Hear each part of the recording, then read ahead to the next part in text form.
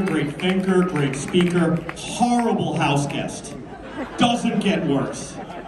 But really, it's great that he's here. It's great to have all the people from DC. It's great to have all the people who traveled in. I see Steve Cortez is here. I think Jason Miller's here. We got a great crew tonight. And one thing I just want to say, because to touch on Raheem's point, we now have about 80 people. This is a real operation. This is the tip of the spear on journalism, real journalism in America. And part of our fight as real journalists is to expose the fake journalists.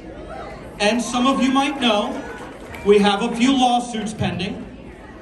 In fact, every month we get a few more lawsuits pending. By the way, our great lawyer, our head outside counsel, our inside counsel, general counsel, Jared Eid is here. He's a great guy. Our external counsel, obviously many of you guys know Harmeet Dillon because she's a national figure. But we have a South Florida legal legend also here tonight, a guy named Paul Calley, who did a great job on Fox News.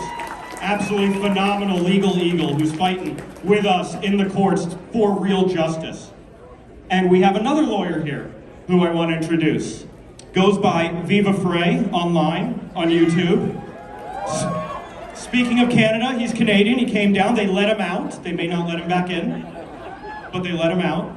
And we love Viva Frei because some of the cases we're involved in are pretty complicated. Obviously, there's a lot of nonsense that we have to deal with, a lot of stupid motions from the New York Times to slow down the system working the right way. But Viva Frei, every time we drop something online, he does a deep dive and gives a hot take, usually from his car, and it's exactly our hot take. So we love him.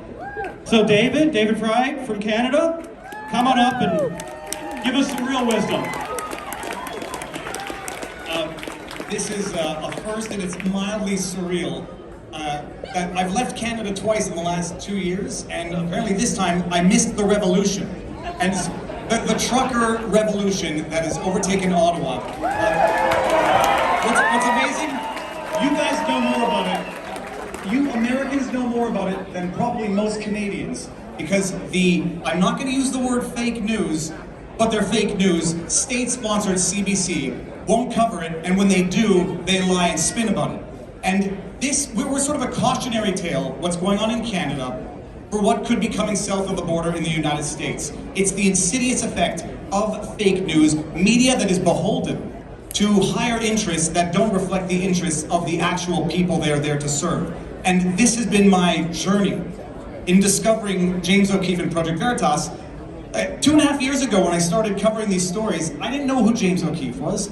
I didn't know what Project Veritas was. I just knew what I thought I believed at the time. And it's proven to be more accurate than I could have known, is that when you fight corruption, corruption fights back.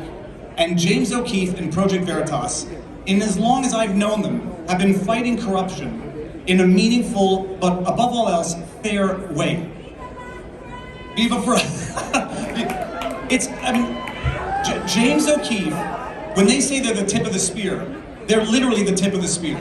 They go out there and they do what journalists used to do. I'm 42. I'm old enough to remember when investigative journalism actually involved investigating and being a journalist. And now it basically implies being a mouthpiece for the government.